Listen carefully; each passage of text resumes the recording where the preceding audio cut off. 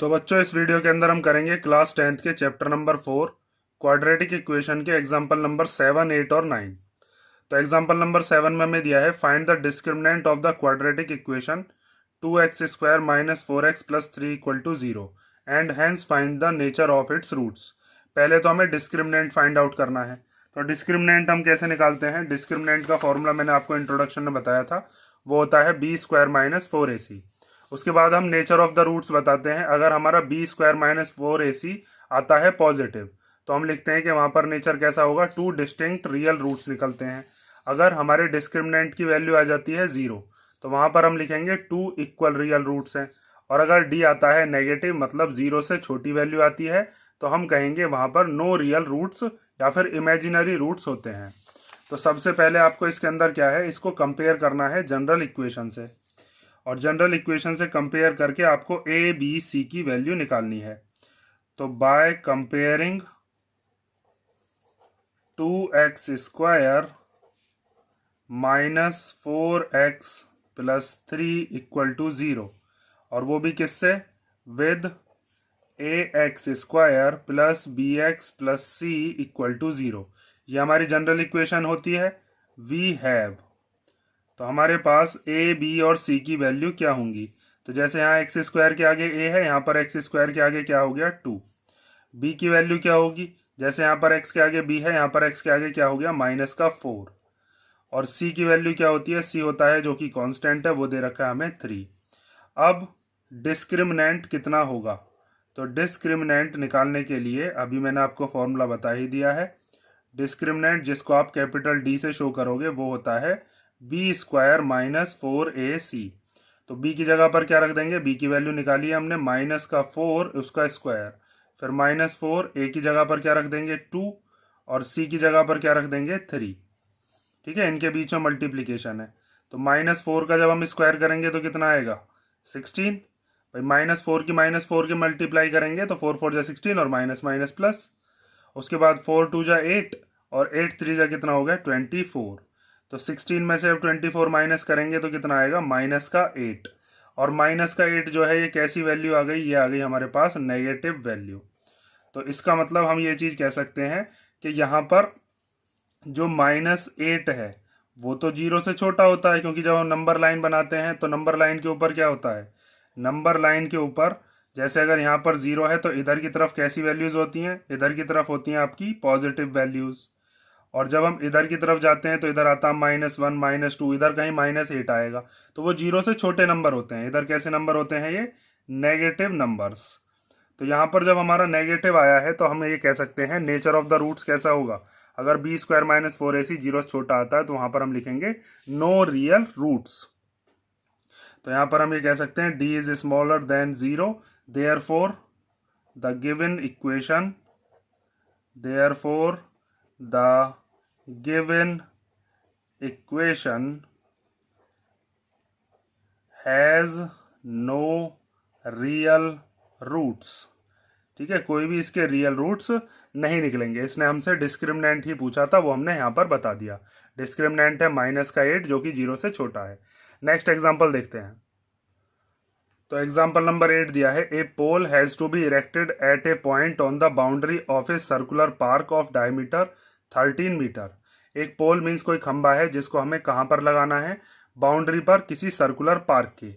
और वो circular park जो है उसका डायमीटर भी हमें बताया है 13 मीटर्स। तो पहले हम क्या करते हैं, एक सर्कुलर पार्क एज्यूम कर लेते हैं। ये हो गया सर्कुलर पार्क।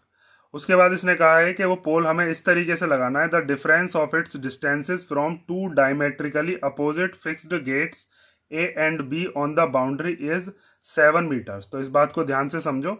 इसने कहा है कि अगर मान लीजिए ये कोई सर्कुलर पार्क है और इस सर्कुलर पार्क के डायमीटर्स पर एक एंड पर एक गेट लगा दिया जाए और दूसरे एंड पर दूसरा गेट लगा दिया जाए। जैसे यहाँ पर हमने लगा दिया एक गेट और उस गेट का नाम क्या दे दिया, गेट ए, और एक गेट ये लगा दिया गया यहाँ पर, गेट बी। उसके बाद इसने कहा था कि इसका जो डायमीटर है वो कितना है, वो हमसे बता दिया 13 मीटर।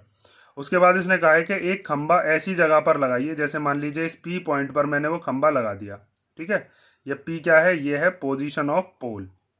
अब इसने कहा है कि यहाँ से ये जो गेट ए का और गेट बी का जो डिस्टेंस है, मान लीजिए ये गेट ए है, ये गेट बी है, तो इन दोनों डिस्टेंसेस का जो डिफरेंस है वो कितना आना चाहिए, वो आना चाहिए 7 मीटर। ठीक है, मतलब जैसे अगर मान लीजिए यहाँ से यहाँ तक अगर ये 3 सेंटीमीटर है तो ये कितना होना चाहिए, ये 10 होना चाहिए, क्योंकि 3 और 10 का डिफरेंस कितना हो जाएगा, 7 सेंटीमीटर। अगर मान लीजिए यहाँ पर आप लेते हो 4 तो ये वाला कितना होना चाहिए, 11, क्योंकि 4 और 11 का डिफरेंस भी कितना हो जाएगा, 7। अगर आप लेते हो इस वाले को 5 तो ये वाला कितना होना चाहिए, 12, तब भी दोनों का डिफरेंस कितना होगा, 7। उसके बाद हमें ये भी नहीं पता कि ये वाला बड़ा है या ये वाला बड़ा है। ठीक है, कोई सा भी बड़ा हो सकता है, क्योंकि उसके बारे में तो कुछ बताया नहीं है। तो हमें इन दोनों का डिफरेंस 7 लेना है, तो एक को हम x मान लेंगे, दूसरा x+7 मान लेंगे। उसके बाद is it possible to do so, क्या ऐसा करना पॉसिबल है, क्या पोल हम ऐसी जगह पर लगा सकते हैं कि उस सर्कुलर पार्क का डायमीटर 13 है और उससे ये जो पोल है, ये दोनों की दोनों गेट्स जो हैं, इन दोनों से जो डिस्टेंस है उसका डिफरेंस 7 बैठ जाए, ऐसा पॉसिबल है या नहीं। अगर है, if yes, at what distances from the 2 gate should the pole be erected, तो बताइए ये पोल गेट ए से और गेट बी से कितने कितने डिस्टेंस पर है। तो ये चीज़ आप समझ गए होंगे, फिर अब मैं इसको डिटेल में आपको समझाता हूँ। सबसे पहले जो चीज़ हमने मानी है उसको लिख लेते हैं। हमने मान लिया let P be the position of pole. ठीक है, पी की क्या पोजीशन, पी क्या मान लिया हमने, पोजीशन मान ली पोल की। उसके बाद हम मान लेते हैं let the distance of pole from gate B से मान लेते हैं और एक ए से मान लेते हैं। मान लीजिए जैसे यहाँ तक आपने मान लिया कितना, x मीटर, तो यहाँ से यहाँ तक का कितना मान लेंगे, x+7। ठीक है, इसको भी मान सकते थे x+7, फिर इसको x मानते, क्योंकि हमें पता तो है नहीं कि कौन सा वाला डिस्टेंस ज़्यादा है या कौन सा वाला कम है, बस दोनों का डिफरेंस 7 लेना हमें। ठीक है, तो यहाँ पर हमने गेट बी से मान लिया डिस्टेंस कितना, x मीटर, और ऐसे ही हम डिस्टेंस मान लेंगे जो गेट ए है वहाँ सर कितना, distance of pole from gate A, वो हमने मान लिया x+7 मीटर। ठीक है, अब आगे देखो, यहाँ से आप एक चीज़ कह सकते हो फिर इस वाली इसके अंदर कि हमने बी पी यहाँ से यहाँ तक ये कितनी मान ली है, ये है x मीटर। ए पी ये कितनी मानी है यहाँ से यहाँ तक, ये हो गई x+7 मीटर। और उसके बाद जो हमने ए बी था वो हमें क्वेश्चन में गिवन था डायमीटर, वो कितना मान लिया, 13 मीटर यहाँ से यहाँ तक। ठीक है, अब बात आती है कि अब इसको सॉल्व कैसे करें। तो देखो 9th क्लास में आपने एक प्रॉपर्टी पढ़ी होगी कि angle in the semi circle is 90 degree. तो ये ए बी क्या है, ए बी एक डायमीटर है, तो डायमीटर का काम क्या होता है, वो किसी भी सर्कल को 2 हाफ पार्ट्स में डिवाइड कर देती है, और वो दोनों पार्ट्स क्या होते हैं, उसके सेमी सर्कल्स। और सेमी सर्कल के अंदर जो एंगल बनता है वो कितने डिग्री का होता है, 90 डिग्री का। जैसे अगर ये यहाँ से यहाँ तक ये क्या है, ये एक सेमी सर्कल है, तो इस सेमी सर्कल के सरकमफ्रेंस को टच करता हुआ इन डायमीटर्स से आती हुई ये दोनों लाइन है, ऐसे करके आ रही हैं, तो ये जहां पर भी मीट करती हैं वो कितने डिग्री का एंगल होता है, 90 डिग्री का। जैसे अगर आप लिए मान लीजिए ये सेमी सर्कल बनाया और सेमी सर्कल का एक एंड ये वाला है, एक एंड ये वाला है, तो इससे अगर आप ऐसे करके एक एंगल बनाते हो तो ये कितने डिग्री का होगा, 90 डिग्री का। सरकमफ्रेंस को टच करना चाहिए, ये नहीं कि बीच तक बना दिया और वो बैठ जाएगा। अगर आपने ऐसे बनाया होता तो भी ये कितने डिग्री का होता, 90 डिग्री। ऐसे बना दोगे तो भी कितने डिग्री का होगा, 90 डिग्री। लेकिन अगर आप ऐसे बनाते हो कि सेमी सर्कल बनाया और उसको बस ऐसे बनाने लगो तो ये 90 डिग्री नहीं होगा, सरकमफ्रेंस को टच करना चाहिए। तो यहाँ पर सरकमफ्रेंस को टच कर रहा है ना, तो यहाँ पर आप लिख सकते हो कि here angle A P B equal to कितना है, 90 डिग्री, क्योंकि angle in the semi circle is the right angle. Angle in the semi circle is 90 degree, या फिर राइट एंगल, कुछ भी लिख सकते हैं। ठीक है, राइट एंगल मतलब 90 डिग्री होता है। और जहां पर जिस ट्राइंगल के अंदर एक एंगल 90 डिग्री का हो जाए, हम वहां पर लगा सकते हैं पाइथागोरस थ्योरम। तो in triangle A P B by using Pythagoras theorem, Pythagoras theorem. तो पाइथागोरस थ्योरम क्या होती है, उसके अंदर 90 डिग्री के जो सामने वाली साइड होती है उसको हम कहते हैं हाइपोटेन्यूस। जैसे यहाँ पर 90 डिग्री के सामने कौन सी साइड है, ए बी, तो उस ए बी का जो स्क्वायर है, मीन्स हाइपोटेन्यूस का स्क्वायर, बेस के और परपेंडिकुलर के स्क्वायर के इक्वल होता है। तो बेस क्या है यहाँ पर, मान लीजिए आपने माना है ए पी और जो परपेंडिकुलर है वो कितना मान लिया है, वो मान लिया है पी बी। ठीक है, यहाँ पर हमने क्या लगाया, हाइपोटेनियस का स्क्वायर इक्वल टू बेस का स्क्वायर प्लस परपेंडिकुलर का स्क्वायर, ये पाइथागोरस थ्योरम होती है। अब ए बी की वैल्यू रख दो, ए बी कितना है, यहाँ से यहाँ तक वो हमें तो बता रखा था 13, उसका स्क्वायर। ए पी हमने माना था यहाँ पर, देखो कितना है x प्लस 7, तो उसका स्क्वायर। और फिर पी बी कितना माना था, पी बी था या बी पी, एक ही बात है, वो कितना है, वो है x का स्क्वायर। अब यहाँ पर a प्लस बी का होल स्क्वायर लगा लोगे इसमें, और यहाँ पर 13 का स्क्वायर कितना हो जाएगा, 169। उसके बाद यहाँ पर a प्लस बी का होल स्क्वायर क्या होता है, a प्लस बी का होल स्क्वायर होता है a square plus B square plus 2ab। a की जगह पर क्या मानते चलोगे x, और b की जगह पर क्या मानते चलोगे 7। तो पहले a स्क्वायर मीन्स x का स्क्वायर, फिर है b स्क्वायर मतलब 7 का स्क्वायर, फिर 2a और b, तो a की जगह पर x माना है, b की जगह पर 7 माना है, फिर ये वाला x स्क्वायर। इस 169 को यहीं रहने देते हैं अभी, एक्स स्क्वायर ये वाला और ये वाला दोनों को मिलाकर कितना हो जाएगा 2x स्क्वायर, 7 का स्क्वायर कितना हो जाएगा 49, 2 7 जा 14 और x कितना हो जाएगा 14x। अब इस 169 को भी इधर ले आते हैं, इधर क्या बचेगा, इधर बच जाएगा बस 0, तो ये हो जाएगा 2x स्क्वायर, फिर क्या लिख सकते हैं प्लस 14x, फिर प्लस 49, और फिर ये 169 इधर का इधर आकर कैसा हो जाएगा, ये माइनस का 169। अब आगे देखो, अब इधर कर देते हैं इससे आगे का सॉल्व। तो यहाँ पर आपको क्या करना है, सबसे पहले यहाँ पर इस 49 में से 169 को करना है माइनस, तो 2x स्क्वायर प्लस 14x, ये प्लस का ये माइनस का, तो प्लस माइनस क्या होते हैं माइनस, 169 में से 49 को माइनस करेंगे तो कितना आ जाएगा माइनस का 120 और इक्वल टू में 0। उस 0 को इधर लगाए हम LHS में, RHS में बात एक ही है। तीनों में से क्या चीज़ कॉमन आ रही है, तीनों में से आ गया 2 कॉमन, तो हम 2 कॉमन ले लेंगे तो क्या बचेगा x square plus 7x minus 60 equal to 0। 2 के डेल में 14 आता है 7 बार और 120 आता है 60 बार, ये 2 चला जाएगा 0 के डिवाइड में, तो ये तो खत्म ही हो जाना है, तो x square plus 7x minus 60 equal to 0। ठीक है, 2 0 की तरफ जाकर डिवाइड में खत्म हो गया। अब ये हमारे पास एक क्वाड्रेटिक इक्वेशन बन गई। अब हमें बस ये चीज़ चेक करनी है कि क्वाड्रेटिक इक्वेशन हमें किस तरीके के सॉल्यूशंस देती है। अगर पॉसिबल होगी तो तब हम निकालेंगे कि डिस्टेंस क्या होंगे। तो मैंने आपको 3 तरीके से बताया है कि हम कोई भी क्वाड्रेटिक इक्वेशन को हम कैसे सॉल्व करते हैं। तो देखो, अगर आता है d की वैल्यू 0, तो इसका मतलब हमारे पास जो x की वैल्यू आ जाएंगी वो कैसी आएंगी, इक्वल। अगर d की वैल्यू आती है 0 से छोटी तो नेगेटिव, मतलब वहां पर सिचुएशन पॉसिबल है ही नहीं। और अगर d की वैल्यू आ जाती है पॉजिटिव तो वहां पर x की 2 वैल्यूज निकलेंगी अलग अलग। तो हम चेक करते हैं कि सबसे पहले कि d की किस तरीके की वैल्यूज आती हैं। तो यहाँ से आपको सबसे पहले इसको कंपेयर करना है किससे, जो हमारी जनरल इक्वेशन है। तो by comparing with ax square plus B x plus C equal to 0, तो आपका a की वैल्यू क्या हो जाएगी, यहाँ एक्स स्क्वायर क्या है, कुछ नहीं है, तो a मान लेंगे हम 1। b कितना हो जाएगा, b हो गया 7, और c कितना हो गया, c हो गया माइनस का 60। तो सबसे पहले अब हम निकालते हैं d की वैल्यू निकलती है b स्क्वायर माइनस 4ac से। b की जगह पर रख देंगे 7, तो 7 का स्क्वायर, फिर माइनस 4, a की जगह पर क्या रख देंगे 1, और c की जगह पर क्या रख देंगे माइनस का 60। अब आगे देखो, 7 का स्क्वायर कितना हो जाएगा 49, और फिर माइनस माइनस क्या हो जाएंगे प्लस, और 6 4 जा कितने होते हैं 24, और फिर 0 ये वाली एज इट इज आ गई। दोनों को प्लस करके कितना आया 289, और 289 जो है वो 0 से बड़ा होता है, और 0 से बड़ा होने का मतलब ये है कि यहाँ पर नेचर कैसा आएगा, 2 डिस्टिंक्ट रियल रूट्स। तो अब हमें यहाँ पर रियल रूट्स निकालने पड़ेंगे। अगर ये वाली कंडीशन होती तो हम कह देते कि ये पॉसिबल है ही नहीं। अब इसमें पॉसिबल हो गया तो इसको हमें सॉल्व करके दिखाना पड़ेगा। तो अब आगे देखो, सबसे पहले यहाँ पर अब हम क्या लिखेंगे कि सिंस d जो है वो हमारा बड़ा आया है 0 से, मतलब 289 जो है वो 0 से बड़ा होता है या नहीं, मतलब पॉजिटिव वैल्यू आई है।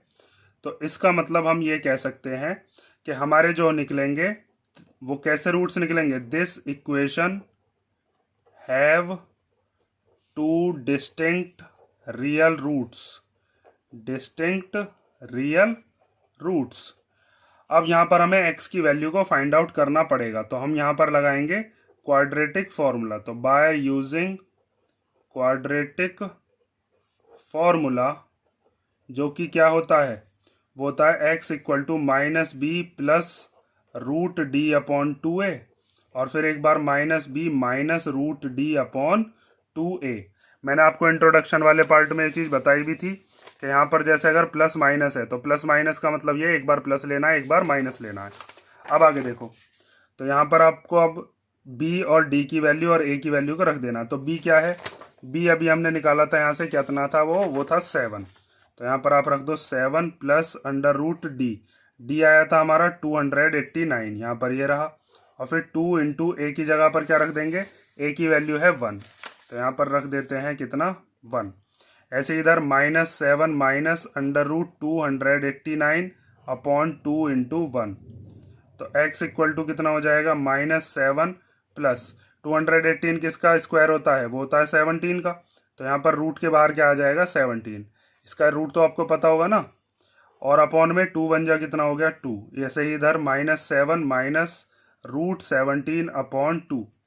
अब आगे देखो, ये माइनस का है प्लस का है, तो माइनस प्लस क्या होते हैं माइनस, 17 में से 7 गया तो 10, साइन बड़े का ही लगाते हैं, तो प्लस का ही तो लग रहा है, इसका है कुछ नहीं दिख रहा तो प्लस ही है, और अपॉन में है 2 से इसको कैंसिल कर देंगे 5 बार।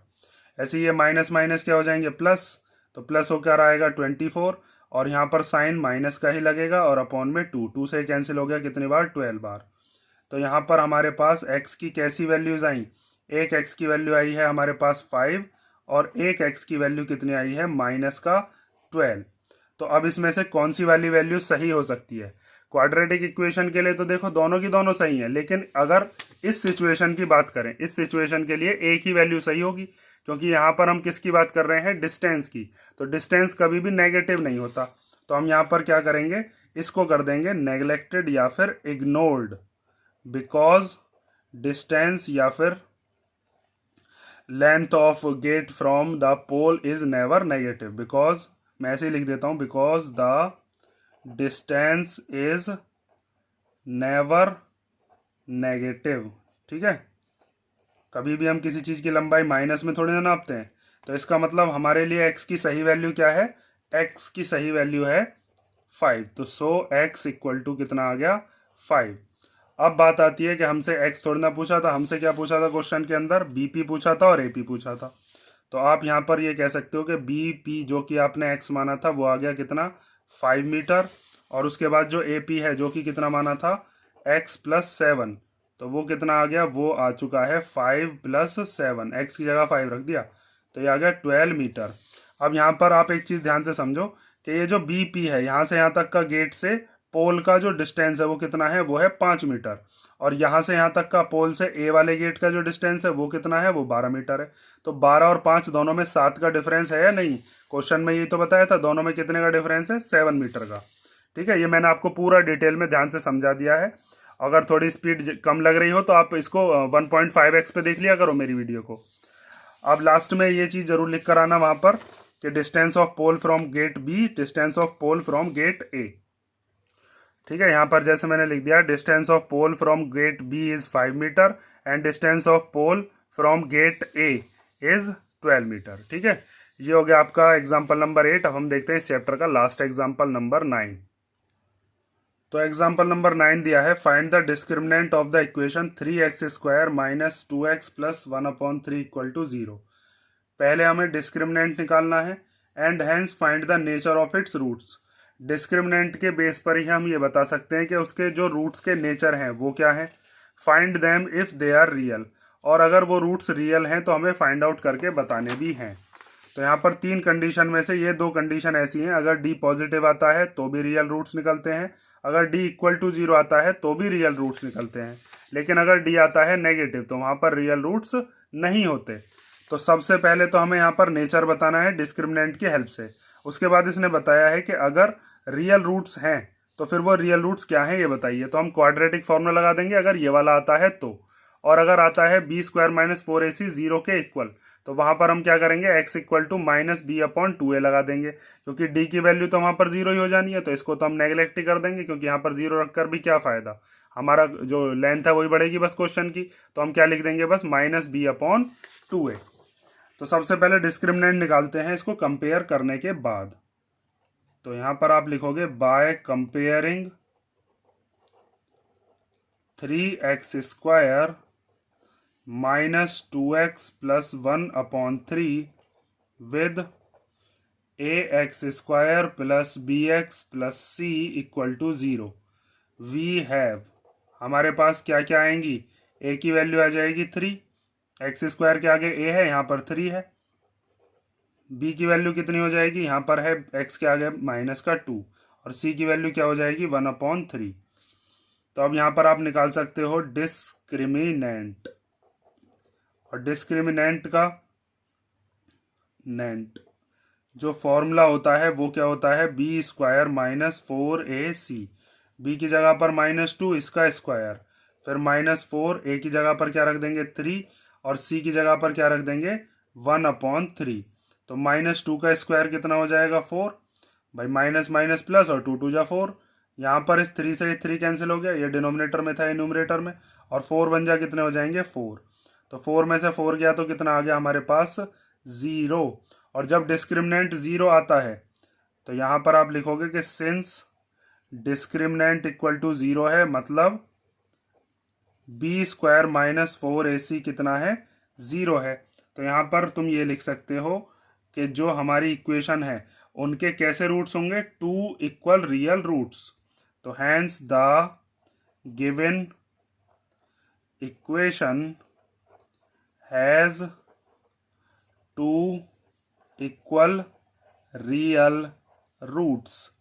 और जब इक्वल रियल रूट्स होते हैं तो वहां पर हम x की वैल्यू किससे निकाल देते हैं, x की वैल्यू आ जाती है -b/2a से, क्योंकि दोनों की दोनों वैल्यूज आनी कैसी हैं, इक्वल आनी है। हमें यही तो बता रहा है ये कि x की दोनों वैल्यू कैसी आएंगी, इक्वल। अगर आता हमारा पॉजिटिव तो वहां पर अलग अलग वैल्यूज आती। तो यहाँ पर आप लास्ट में निकाल दो अब x की वैल्यू। तो यहाँ पर आप लिखोगे so the roots are, roots कैसे निकालेंगे, x की वैल्यू -b/2a से, तो वो कितना हो जाएगा, माइनस b की जगह पर कितना रख देंगे, b की जगह आ जाएगा -2, ये माइनस तो ये वाला है, b की जगह -2, फिर 2 इंटू a की जगह पर क्या रख देंगे 3, तो माइनस माइनस कितना हो जाएगा प्लस, और 2 है ही, और अपॉन में 2 3 जा 6, या फिर इस 2 से इस 2 को काट भी सकते हैं, चलो ऐसे लिख लेता हूँ, 2 1 जा 2 और 2 3 जा 6, यहाँ भी काट सकते थे डायरेक्ट 1/3।